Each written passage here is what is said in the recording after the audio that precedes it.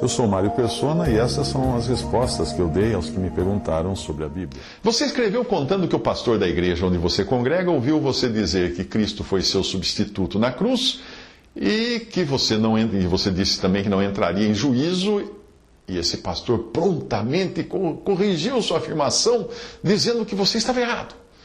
Segundo ele, o juízo de Deus continua pairando sobre todos nós, a todo momento. Ou seja, a qualquer momento a gente pode ser condenado para o inferno. E Cristo seria então um mero conscientizador dos nossos erros e o meio para nós corrigi-los. Teria esse pastor razão? Não. Esse pastor está completamente errado e você está completamente certo. Quando eu digo que é preciso pregar o evangelho a cristãos, católicos, protestantes, evangélicos, pentecostais, etc., é a coisas assim que eu estou me referindo. A maioria das pessoas que enchem hoje as igrejas nunca creu ou entendeu a obra expiatória de Cristo morrendo por nossos pecados e ressuscitando para nossa justificação. E muitos são levados, pastoreados por homens assim, que não sabem o que é salvação. Pregam a mesma coisa que prega no islamismo, que você precisa ser bom para ir para o paraíso. Eles continuam pensando em Jesus como um homem santo que veio nos dar exemplo de como nós devemos ser para irmos morar no céu.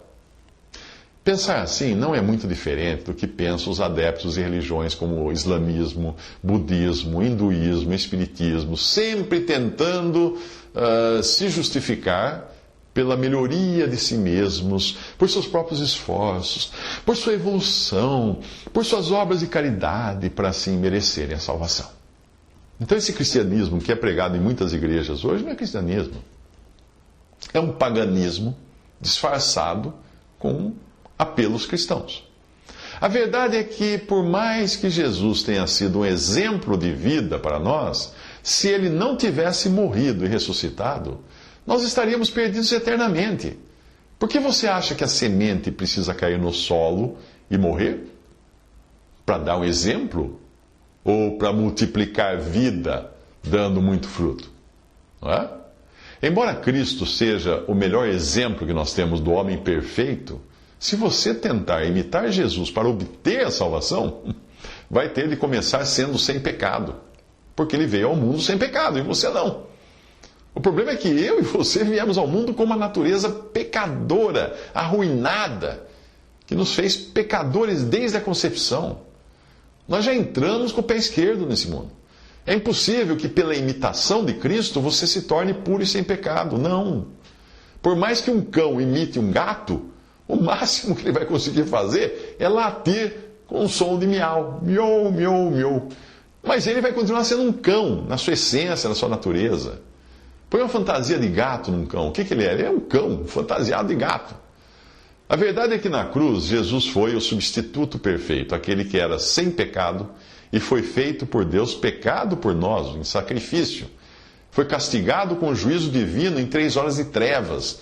Foi abandonado ali para morrer no lugar do pecador. A sua morte não apenas resolveu eternamente a questão do pecado, como também foi o meio de salvação para aqueles que creem nele. Estes não passarão pelo juízo e poderão desfrutar desde já da salvação eterna.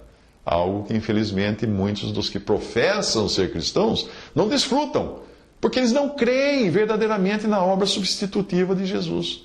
Eles acham que precisa fazer alguma coisa, eles acham que precisa perseverar até o fim, que precisa ser membro de uma igreja, que precisa dar o dízimo. Se não for assim, e lá no final ainda morrerão com aquela dúvida. Ai, será que eu estou salvo? Ou então, se Cristo voltar, acham que vão ficar na terra, porque não foram membro de uma igreja, não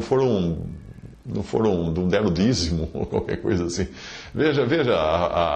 Veja a passagem de 2 Coríntios 5, 21. Aquele que não conheceu o pecado, ele, Deus, o fez pecado por nós, para que nele fôssemos feitos justiça de Deus. 2 Coríntios 5, 21. E mais uma passagem de 1 Pedro 2, 24. Carregando ele mesmo no seu corpo sobre o madeiro os nossos pecados. 1 Pedro 2, 24. Eu pergunto, se Cristo carregou realmente os seus pecados sobre o corpo dele no madeiro, eu pergunto, onde estão os seus pecados? Você vai chegar na presença de Deus com eles? Ou eles ficaram lá atrás, na cruz? Pois também Cristo morreu uma única vez pelos pecados, o justo pelos injustos. Foi por isso que ele morreu, substituindo. 1 Pedro 3,18, essa última passagem. Mas ele foi traspassado pelas nossas transgressões, moído pelas nossas iniquidades. O castigo que nos traz a paz estava sobre ele, e pelas suas pisaduras fomos sarados. Isaías 53:5. Para mim, esses versículos são claros o suficiente para eu descansar no sacrifício consumado e na certeza de que todos os meus pecados, todos foram pagos na cruz. Todos quais? Todos! Mas e os de amanhã? Também, porque quando Cristo morreu na cruz levando os meus pecados, todos os meus pecados eram de amanhã, porque eu nem existia. Eu não passarei sequer pelo juízo final. Um privilégio que todo crente tem, de não passar por juízo, porque eu fui salvo pela fé, ainda em vida. Ou você não acredita no que disse Jesus? Em verdade vos digo, quem ouve a minha palavra e crê naquele que me enviou, tem a vida eterna. Tem. Não terá, tem. Não entra em juízo, mas passou da morte para a vida. Quando passou? Quando creu.